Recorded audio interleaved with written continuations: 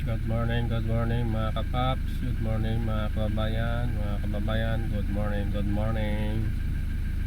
Magandang araw po sa atin lahat mga kababayan. Nandito naman tayo, mag-usap-usap naman tayo ng sandali mga kababayan. Ingat-ingat po kayo sa iyong mga hanap buhay, sa iyong trabaho mga kababayan. Yan. God bless us all mga kababayan. Ngayon may alas 2 ng madaling araw mga kababayan, tayo maghanap buhay na naman mga kababayan, at pag-usapan natin ng maiksi itong nangyari sa Senado mga kababayan, na si Marcolita sa umpisa pa lang ng Senate hearing ay nangaaway na mga kababayan.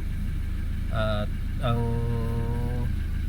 isang pinagpipilitan niya po doon mga kababayan ay nais niya maging step witness yung mga diskaya,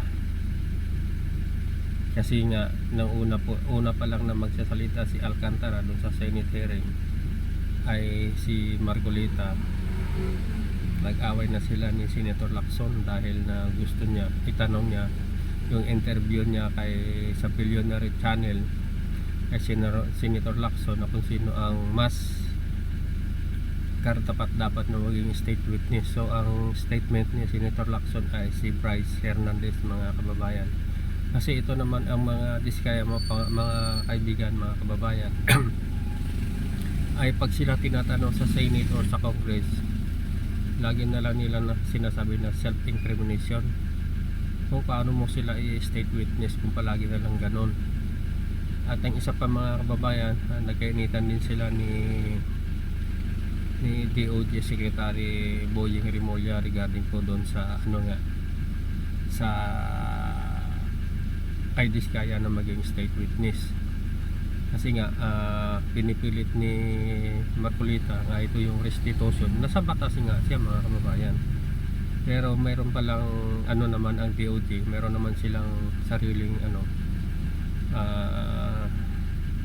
rules regarding sa state witness. Ang rules nila, kung gusto mo mag state witness, isoli mo yung pera na nakuha mo sa taong bayan mga kababayan. So yung nakuha ng mga ang kinita ng diskaya within 10 years sa kanilang pag contractor sa government, lalo na sa DPWH, ay umabot sa 207 billion pesos mga kababayan.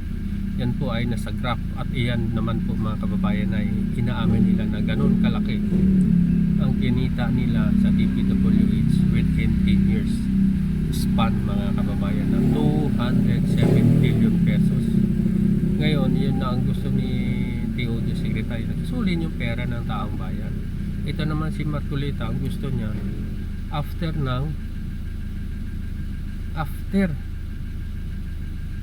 ng hearing mga kababayan, kung mapapatunayan ba o hindi.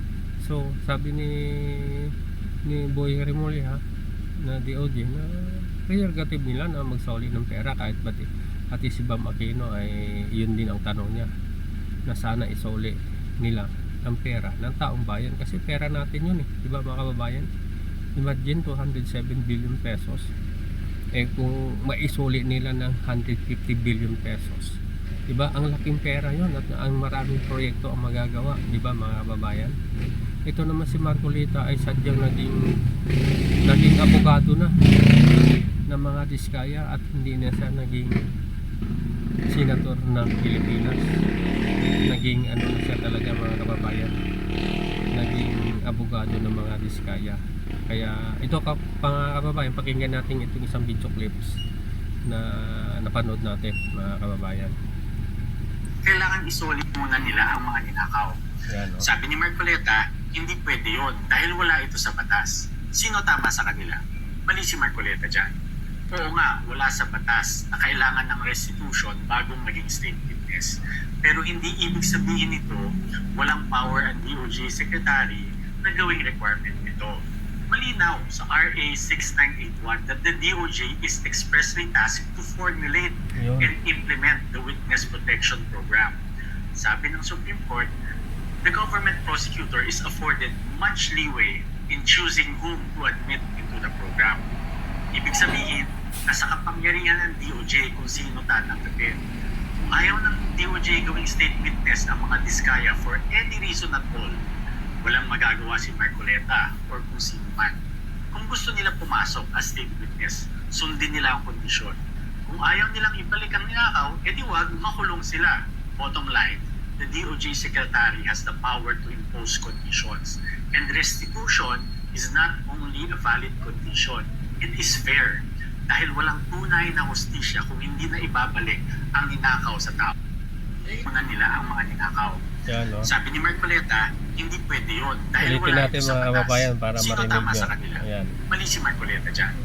Oo nga, wala sa batas na kailangan ng restitution bago maging state witness.